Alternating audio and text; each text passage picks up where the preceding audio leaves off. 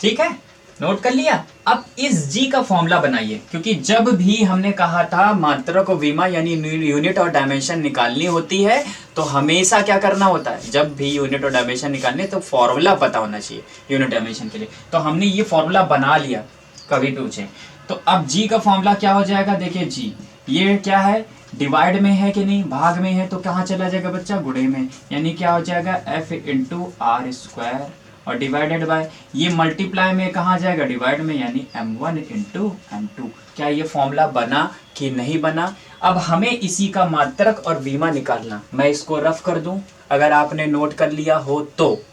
ठीक, चलिए copy pen लेके बैठे हैं कि नहीं, बस ऐसे ही बैठ गए, ऐसे पढ़ेंगे तो कभी कुछ नहीं समझ में आना है, इसी बहाने आपके नोट्स भी तैयार हो जाएंगे। ठीक, अब देखिए, अब इसका मात्रक बताने तो बेटा फोर्स है, फोर्स यानी बल, बल का मात्रक क्या होता है, न्यूटन, क्या होता है, न्यूटन, इनटू ये क्या है, डिस्टेंस, डिस्टेंस का मात्रक यानी यूनिट क्या होती है, मीटर, और उसके ऊपर स्क्वायर लगा तो मीटर स्क्वायर। ठीक, और ये क्या हो गया, मास का, केजी। ठीक, मास का क्या हो गया आपका, यहाँ पे केजी में होता है हमेशा, और ये भी दूसरा मास है, ये भी क्या हो गया, केजी, तो 2 बार केजी हो गया, तो क्या बना, न्यूटन मीटर स्क्वायर प्रति केजी स्क्वायर। तो न्यूटन मीटर स्क्वायर पर केजी स्क्वायर कहीं भी लिखा है यूनिट, इसका मतलब वो कैपिटल जी है। क्या है बच्चा, कैपिटल जी है, याद कर लीजिए। ओके, ठीक, अब ये तो यूनिट तो आ गई हमारे पास। अब यूनिट के बाद अगर आपसे डायमेंशन पूछ दे यानी वीमा पूछ दे, ये तो यूनिट निकाल दी हमने, निकाल दी, यूनिट मतलब मात्रक, ये मात्रक था। अब वीमा की अगर हम बात करें तो वीमा भी इसी फॉर्मूले से, देखो बहुत सिंपल है। अब फॉर्मूला भी क्या निकाला था, G equal to F into R square upon m1 m2, ये यही मिलेगा कि नहीं मिलेगा, तुरंत याद आना चाहिए कि एफ इक्वल टू क्या होता है, जी m1 m2 upon are square, इसी में मिलता है कैपिटल जी। तो तुरंत यही वाला फॉर्मूला लिखो, यहाँ से कैपिटल जी की वैल्यू निकालो, फॉर्मूला बनाओ और वैल्यू पुट करते चले जाओ। फोर्स की, अब देखो फोर्स की डायमेंशन क्या होती है बच्चा, mlt-2, अभी मैंने बताया था करके कि फोर्स की डायमेंशन क्या होती है, mlt-2, क्या होती है बच्चा, mlt-2। और डिस्टेंस की क्या होती है, l, तो l का स्क्वायर, और देखिए मास की क्या होती है, m, जहां भी मास दिखे वहां m लिखो, ये भी मास क्या हो गया, m, हो गया कि नहीं हो गया, और इसको एक m से एक m कैंसिल, ये एक m ऊपर गया तो क्या हो गया माइनस का, l कितनी बार हो गया, 3 बार, तो ml³ और t-2। देखिए आया, आया कि नहीं आया, समझ में आ गया कि नहीं। अब ये कहाँ से आया है, किस तरह से हुआ, आपको पूरी तरीके से पता चल गया हो। अब आप 10 लोगों को और बताइए। ठीक, चलिए अब ये हो गया। अब इसी तरह से स्प्रिंग कांस्टेंट, क्या करते हैं, स्प्रिंग कांस्टेंट, इसको स्क्रीनशॉट लीजिए जल्दी से। ठीक, अब स्प्रिंग कांस्टेंट, स्टिफनेस कांस्टेंट निकालते हैं। ठीक है, स्प्रिंग का बल नियतांक जिसे K से प्रदर्शित करते हैं, क्या करते हैं, स्प्रिंग का बल नियतांक की मात्रक और बीमा पूछा जाता है। क्या होता है, स्प्रिंग का बल नियतांक, बल नियतांक।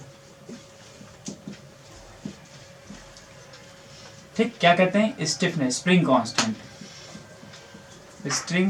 स्प्रिंग कांस्टेंट या स्टिफनेस कांस्टेंट, स्टिफनेस कांस्टेंट। अब ये चिड़िया किस चीज़ का नाम है भाई, ये कौन सी चिड़िया है भाई, इसको कैसे समझाएं, ये तो हमने अभी सुना ही नहीं है। हाँ, अभी आप जब स्ट्रेस स्ट्रेन पढ़ेंगे, जब आप स्ट्रेस और स्ट्रेन पढ़ेंगे, ठीक है, तब हम आपको वहाँ पर बताएंगे। जब स्प्रिंग वाले क्वेश्चंस पढ़ेंगे तो वहाँ पर और अच्छे से बताएंगे। लेकिन अभी थोड़ा सा एक रिकैप दे देते, रिकॉल कर देते, छोटा छोटा सा, थोड़ा थोड़ा बताते हुए चलेंगे साथ में। अब स्प्रिंग कह रहे हैं तो स्प्रिंग आप बनाओ भाई। वैसे तो इसका फॉर्मूला स्प्रिंग कांस्टेंट को बच्चा किससे डिनोट करते हैं, के, और इसका फॉर्मूला होता है के इक्वल टू एफ अपॉन क्या होता है बच्चा, एक्स। क्या होता है, के इक्वल टू क्या होता है, एफ अपॉन एक्स। मान लिया ये सपोज करिए आपकी स्प्रिंग है, ठीक, ये स्प्रिंग है, नहीं लग रही, नहीं लग रही, चलो फिर ऐसे बना देगा तो शायद लगने लगे। अब लग रही कि नहीं लग रही, हाँ अब लग रही होगी, समझाने के लिए था बस, ये समझिए। अब मान लीजिए इसकी डिस्टेंस क्या थी, अभी x थी, और आप यहाँ पर इस पे F फोर्स लगाइए। तो क्या ये कंप्रेस होगी कि नहीं होगी? कंप्रेस होगी मतलब ये क्या होगी? संपीड़ित होगी। संपीड़न का मतलब होता है हाँ, संपीड़न और वेलन। तो संपीड़न का मतलब कोई चीज कंप्रेस करना यानी दबाना। तो मैं इस तरह से फोर्स लगा रहा हूं तो ये दबेगी कि नहीं? तो इसकी डिस्टेंस कुछ कम हो जाएगी कि नहीं? कम हो जाएगी नहीं, मेरा सिकुड़ के ये आ गया, इससे आगे फोर्स लगानी तो इसकी डिस्टेंस क्या हो गई? कम हो गई। मान लो एक्स डैश हो गई, हो रही मतलब मैंने फोर्स ऐसे लगाया, बढ़ाई, तो यहाँ पर इस तरीके से, तो डिस्टेंस क्या हो गई तुम्हारी? घट रही है। सॉरी घट रही कि नहीं? यानी फोर्स, सॉरी ऐसे समझिए, इसको हटा दीजिए, कोई दिक्कत नहीं। देखिए क्या हो गया कि फोर्स लगाया तो ये क्या हो गया? इसकी डिस्टेंस में फर्क आ रहा कि नहीं? आ रहा कि नहीं है ना? तो फोर्स लगा रहे हैं, डिस्टेंस कंप्रेस हो रही नहीं, तो ये जो ये हो रही है, तो यानी इसका मतलब force is directly proportional to x, क्योंकि फोर्स जो जिस पर डिपेंड कर रहा है, किस पे डिपेंड कर रहा है? किस पे डिपेंड कर रहा है? किसी क्वांटिटी पर, डिस्टेंस पे डिपेंड कर रहा है, नहीं एक्स पे डिपेंड कर रहा है। यानी अब मान लो, ठीक, ये फोर्स लगाया, अब मान लो यही स्प्रिंग ऐसे है, आप ऐसे फोर्स लगा रहे हैं, तो स्प्रिंग की डिस्टेंस क्या हो रही है? बढ़ेगी, खींच रहेगी नहीं खींच रही? तो कहने का मतलब यानी फोर्स किस पे डिपेंड कर रहा है? इस क्वांटिटी पे डिपेंड कर रहा है। यानी force is directly proportional to ये डिस्टेंस, किसकी? ये स्प्रिंग की जो डिस्टेंस है। तो ये बढ़ रही है, घट रही है, बढ़ रही है, घट रही है, बढ़ाने पे बढ़ रही है, घटाने पे घट रही है। ठीक है, ऐसा हो रहा है कि नहीं हो रहा? तो यानी force is directly proportional to क्या हो गया? एक्स। और जब हटता है कांस्टेंट आ जाता है के। ठीक, के क्या लगा देते हैं? के। एफ इक्वल टू क्या हो जाता है? के एक्स। ठीक, क्या होता है? के एक्स होता है। और यहां से के इक्वल टू क्या हो जाता है? F upon x. क्या हो जाता है? F upon x. यही स्प्रिंग कांस्टेंट होता है, जिसको हम क्या कहते हैं बच्चा? स्टिफनेस कांस्टेंट भी कहते हैं, स्प्रिंग का बल नियतांक। इसका मतलब हो गया, ये बल नियतांक मतलब इतनी दूरी पर स्प्रिंग की, मान लो ये स्प्रिंग है, स्प्रिंग की इतनी लेंथ पर इतना बल लग रहा है। ठीक, तो मान लो एल, मान लो 1 मीटर पे 1 न्यूटन बल, 2 मीटर पे कितना हो जाएगा? 2 न्यूटन बल।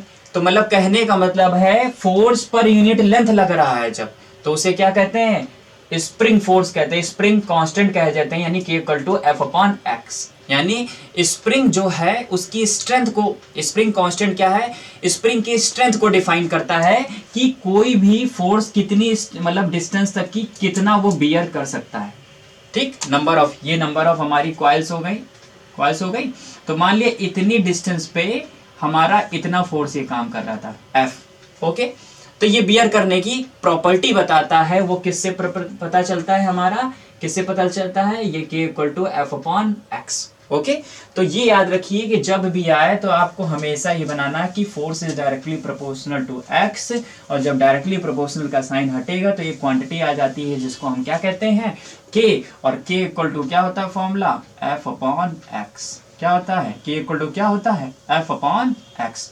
तो फोर्स की यूनिट क्या होती है? अभी बताया था यूनिट की। फोर्स की क्या होती है? बल का मात्रा क्या होता है बच्चा? न्यूटन। और दूरी का मात्रा क्या होता है? मीटर। तो न्यूटन मीटर हो गया। तो कहीं भी स्प्रिंग कांस्टेंट की आपसे यूनिट पूछ ले तो न्यूटन पर मीटर, मतलब फोर्स पर यूनिट लेंथ लगता है, दैट इज कॉल्ड क्या हो जाएगा? Spring constant. समझ में आया कि नहीं आया? अभी मैंने थोड़ा सा ऐसे ही नॉर्मल समझाया, क्योंकि जब मैं पूरा चैप्टर पढ़ाऊंगा, ये चैप्टर है आपका पूरा, ठीक है। अभी आप सिंपल हार्मोनिक मोशन जब पढ़ेंगे, सचम, सरल, आवर्त गति, ये सब चीजें पढ़ेंगे, वहां ये सब मिलेगा पूरा। अभी स्ट्रेस स्ट्रेन, अभी तो आप क्या कर रहे हैं, पूरे चैप्टर हैं सब, उनमें जितने भी फॉर्मूले हैं उनके सबके क्या यूनिट और डायमेंशन निकालना सीख रहे हैं, इसीलिए आपको थोड़ी सी दिक्कत हो रही होगी, वो मैं दिक्कत आपकी दूर कर रहा हूँ। ठीक, अब क्या करेंगे? अगर मैं डायमेंशन की बात करूं तो फोर्स की डायमेंशन बच्चा क्या होती है? mlt-2। मैंने कहा था फोर्स की याद को mlt-2। और डिस्टेंस की क्या होती है? l। तो देखिए l से l कैंसिल, तो क्या हो गई? mt-2। क्या हो गया? mt-2। याद कर लीजिए कभी भी कि स्प्रिंग कांस्टेंट, आप देख भी लीजिए जाके बुक में, mt-2 दिया हुआ है। क्या स्प्रिंग कांस्टेंट की डायमेंशन क्या होगी?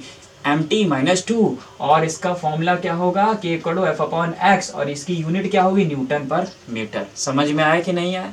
जल्दी से इसका स्क्रीनशॉट लीजिए, तो फिर आगे कुछ बताते हैं। चलिए,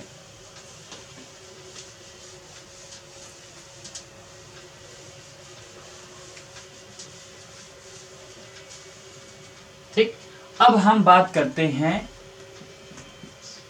ठीक है, अब बात करते हैं, चलिए स्ट्रेस की बात कर लेते हैं। किसकी बात कर लेते हैं? स्ट्रेस। इसको क्या कहते हैं? प्रतिबल।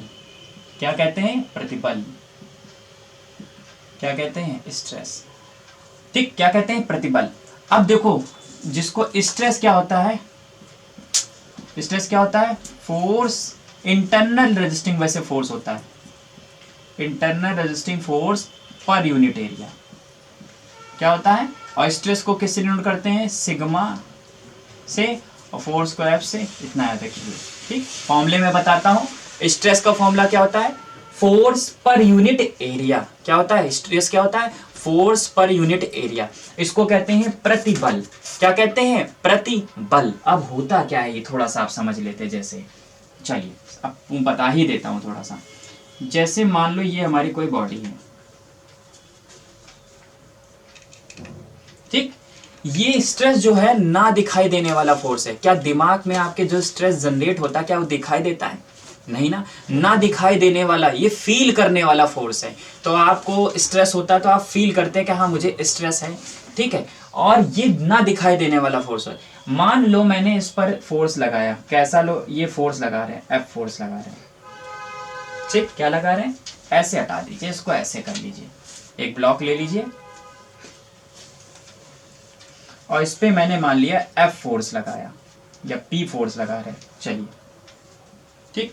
और दोनों फोर्स कैसे? टेंसाइल है। जब फोर्स क्या हो? दोनों अपोजिट डायरेक्शन में हो, ऐसे खींच रहे हैं तो इसको कहते हैं टेंसाइल फोर्स। और जब ऐसे फोर्स लग रहे हो, मतलब ऐसे फोर्स लग रहे हैं बाहर की तरफ, तो वो क्या हो गया? Tensile force. इसको कहते हैं तनाव बल। और जब ऐसे बल लग रहे हैं, मतलब ऐसे कंप्रेस कर रहे हैं, दबा रहे हैं, तो उसको क्या कहते हैं? कंप्रेसिव फोर्स कहते हैं, यानी संपीड़न बल, ठीक है। तो जब ऐसे करेंगे तो वस्तु क्या होगी? अपनी तरफ खींच रही। दोनों टेंसाइल फोर्स है तो क्या करेंगे? खींचने की कोशिश करेंगे। क्या करेंगे? खींचेंगे। खींचेंगे तो इसकी क्या होगी? लेंथ बढ़ेगी। तो यानी इस एरिया पे खिंचाव आएगा, आएगा कि नहीं? स्ट्रेच होगी। तो ये क्या करेंगे? अगर इनका क्रॉस सेक्शन कट कर दो, कट कर दो भाई, ऐसा कुछ हो जाएगा, ऐसा कुछ हो जाएगा कि नहीं? तो अब ये दोनों एक दूसरे का क्या कर रहे हैं? अपोज। लेकिन यहां पर जब मटेरियल ब्रेक होने की स्थिति में, ब्रेक तो होगा नहीं, तो एक कंडीशन होगी जिसके बाद ब्रेक होगा, जब हम आपको पढ़ाएंगे इलास्टिसिटी स्ट्रेस वाले चैप्टर में, तब और अच्छी से इसको एक्सप्लेन करेंगे। लेकिन अभी मैं ये थोड़ा सा ब्रीफ में ऐसे नॉलेज के लिए आपको बता रहा हूं कि इसकी अपोजिट डायरेक्शन में जो इसका अपोज कर रहा है, क्वांटिटी जनरेट हो जाती है, जिसे हम क्या कहते हैं? स्ट्रेस, ठीक है। एक इंटरनल रेजिस्टिंग फोर्स होता है जो इस मेटल को क्या होता है? डिफॉर्म होने से रोकता है। मतलब क्या होता है? उसके रूप को, आकृति को बदलने से रोकता है। आप इधर खींच रहे हैं लेकिन वो क्या हो रहा है? अपोजिट डायरेक्शन में फोर्स काम करता है। जो इसकी अपोजिट डायरेक्शन में फोर्स काम करता है उसी को हम निकालते हैं, उसी को कहते हैं सिग्मा, यानी स्ट्रेस। और वो स्ट्रेस जनरेट क्या हो रहा है? मेटल के अंदर ना दिखाई देने वाला फोर्स है। स्ट्रेस क्या है? ना दिखाई देने वाला, ठीक है। स्ट्रेस नहीं दिखाई देता। तो ये जो इसका इतना एरिया होगा, इतने में जनरेट हुआ, वही हमारा क्या होगा? यानी फोर्स पर यूनिट एरिया। तो इसीलिए कहा जाता है वो इंटरनल रेजिस्टिंग फोर्स, मतलब जो आंतरिक बल है, अंदर जो बल लग रहा है। मतलब हम खींच रहे हैं इधर दोनों तरफ से टेंसाइल, लेकिन ये क्या हो रहा है? ये क्या कर रहे हैं? उसको डिफॉर्म होने नहीं दे रहे। तो इसका मतलब एक अपोजिट डायरेक्शन में कोई फोर्स काम कर रहा है, अपोजिट डायरेक्शन में, जो उसको क्या करने जा रहा है? उधर मोशन में नहीं आने दे रहा, डिफॉर्म नहीं होने दे रहा है। तो उसी फोर्स को हम क्या कहते हैं? Per unit area, that is called क्या हो जाता है? स्ट्रेस। स्ट्रेस क्या है? Internal resisting force per unit area. अभी बस आप इतना समझिए क्योंकि आपको यूनिट और डायमेंशन निकालना है, ठीक है। तो स्ट्रेस क्या होता है? Internal resisting force per unit area की अगर आप टेंसाइल फोर्स किसी ऑब्जेक्ट पे लगाते हैं तो उसकी एक अपोजिट डायरेक्शन में एक फोर्स काम करता है, that is called stress force पर अपॉन एरिया हो जाएगा। आप उसका एरिया कितने एरिया में जनरेट हुआ उस एरिया से डिवाइड कर देते हैं उस फोर्स में। समझ में आया कि नहीं आया? चलिए, आपने इसको F लिख सकते थे, ये मैंने P लिख दिया था, ओके। चलिए अब बात करते हैं, चलिए, किसकी? यूनिट की। किसकी बात करते हैं? यूनिट की। तो फोर्स की यूनिट बच्चा कितनी हो गई? क्या होती है? न्यूटन। और एरिया की क्या होती है? Metre square. तो हमेशा इसकी यूनिट क्या होती है? न्यूटन पर मीटर स्क्वायर होती है। क्या होती है? Newton per metre square. देखिए, फोर्स की क्या हो गई? न्यूटन। एरिया की क्या हो गई? Metre square. तो न्यूटन पर मीटर स्क्वायर। समझ में आया कि नहीं? अब अगर इसकी डायमेंशन की बात करें, किसकी बात करें, डायमेंशन की बात करें, यानी वीमा की हम बात करें, क्या बात करें, वीमा की। तो फोर्स की क्या होती है, M L T minus two, और एरिया की क्या होती है, एल स्क्वायर। एक एल से एल कैंसिल हो जाएगा तो एक एल बचेगा, ऊपर जाके माइनस हो जाएगा, M L minus one T minus two. होगा कि नहीं होगा, समझ में आया कि नहीं आया। तो ये था इसकी यूनिट और ये था डायमेंशन, समझ में आया कि नहीं आया। चलिए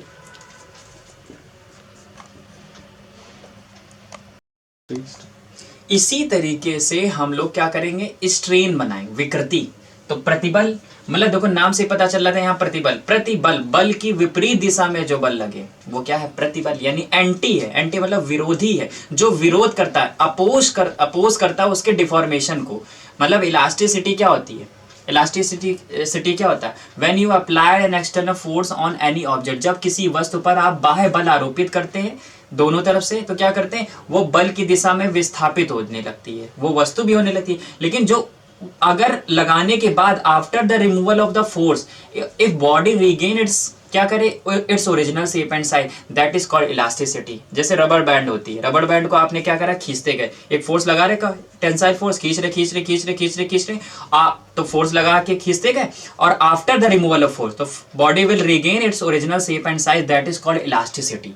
यही स्ट्रेस होता है, स्ट्रेस मतलब होता है बॉडी को आप खींच रहे, लेकिन एक इलास्टिक जो रबर बैंड है आपको क्या कर रही है, वो स्ट्रेच होने नहीं दे रही है, लेकिन उसकी भी एक लिमिट है, एक सीमा है। तो उस कंडीशन लिमिट तक की जब तक आप करते रहते हैं तब तक तो वो अपनी स्टेट को प्राप्त कर लेगा, मतलब अपनी ओरिजिनल स्टेट में आ जाता है, तो उसको कहते हैं इलास्टिसिटी। लेकिन फोर्स लगाने के बाद मतलब क्या कहते हैं, कर खींचते गए के कंडीशन है, लेकिन एक कंडीशन बाद क्या हो जाती है, वो क्या हो जाती है, ब्रेक हो जाती है। तो ब्रेक हो जाती है, that is called plasticity. That क्या था उसमें, प्लास्टिक डिफॉर्मेशन कहते हैं, मतलब बॉडी अपनी ओरिजिनल शेप और साइज को रीगेन नहीं कर पा जाती है, मतलब वो दोबारा से नहीं रिगेन कर पा रही, तो इसको कहते हैं प्लास्टिक सिटी कहते हैं। ठीक है, तो अभी जब प्रत्यास्थता पढ़ाएंगे और अच्छी तरीके से समझाएंगे। अब इसी तरीके से एक नई क्वांटिटी आ जाती है जिसका नाम है स्ट्रेन, जिसको कहते हैं विकृति। क्या कहते हैं बच्चा, विकृति। विकृति मतलब नई आकृति, तो यानी आकृति में बदलाव हो रहा है। मान लो ये ऑब्जेक्ट हमारी थी, ठीक, और इसकी इनिशियल लेंथ कितनी थी, पहले एल थी, और इस पे हमने फोर्स लगाया, टेंसाइल फोर्स यानी, ठीक है। तो इस जब इसको खींच रहे हैं तो इसकी लेंथ में परिवर्तन हुआ कि नहीं हुआ कि नहीं हुआ। तो मान लो एल प्लस कितना हो गया, डेल्टा एल बढ़ के हो गए कि नहीं। यही चीज आप कंप्रेसिव नेचर में भी कर सकते थे। तो विकृति को बच्चा हम किससे डिनोट करते हैं, एप्सिलॉन से। इन्होंने बताया कि चेंज इन डायमेंशन यानी चेंज इन लेंथ, यानी चेंज इन डायमेंशन आप करो। डायमेंशन का मतलब होता है उसकी कोई भी मान, लेंथ या ब्रेथ या हाइट, ठीक है। चेंज इन मतलब कहते हो length, change in dimension upon original dimension, original dimension, ठीक है। Change in dimension upon original dimension. तो चेंज इन डायमेंशन, अब देखो चेंज इन डायमेंशन, डायमेंशन में चेंज बच्चा कितना आया, एल प्लस। चेंज का मतलब पहले क्या था, इनिशियल माइनस फाइनल करेंगे, क्या करेंगे, final minus initial, L F minus का एल आई, यही तो हो गया। और ओरिजिनल लेंथ बच्चा कितनी थी, एल थी। तो देखो फाइनल लेंथ कितनी हो गई, एल प्लस डेल्टा एल, और इनिशियल कितनी थी, एल थी, ठीक है नहीं थी, और एल। इसको सॉल्व कर दो, L plus delta L minus का एल अपॉन एल, ये minus L plus L cancel, तो कितना हो गया, डेल्टा एल अपॉन एल, हो गया कि नहीं। तो एक्चुअल में क्या है फॉर्मूला, कि change in length upon original length, मतलब कि जो हमारी आकृति में मतलब लंबाई में परिवर्तन बटे प्रारंभिक लंबाई के अनुपात को ही हम क्या कहते हैं बच्चा, विकृति कहते हैं। और इसकी ना तो यूनिट होती है ना ही डायमेंशन होती है, इसको डायमेंशन लेस क्वांटिटी कहते हैं और यूनिट लेस क्वांटिटी कहते हैं। क्यों, क्योंकि डेल्टा एल, एल क्या है, लंबाई, लंबाई का मात्रा क्या होता है, मीटर, यूनिट होती है। और यहाँ भी एल क्या है, लंबाई, लंबाई का मात्रा क्या, मीटर। तो मीटर और मीटर कैंसिल हो गए, तो फिर क्या हो गई, इसकी कोई यूनिट ही नहीं हुई, तो ये क्या हो गया, यूनिट लेस हो गया।